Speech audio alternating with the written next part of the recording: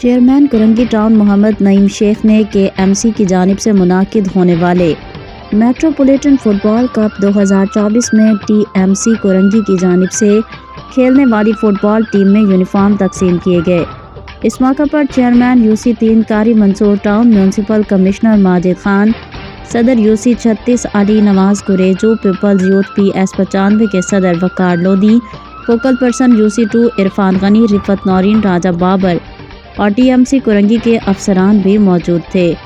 chairman Korangi town محمد نعیم شیخ نے Royal news TV کے chief reporter Karachi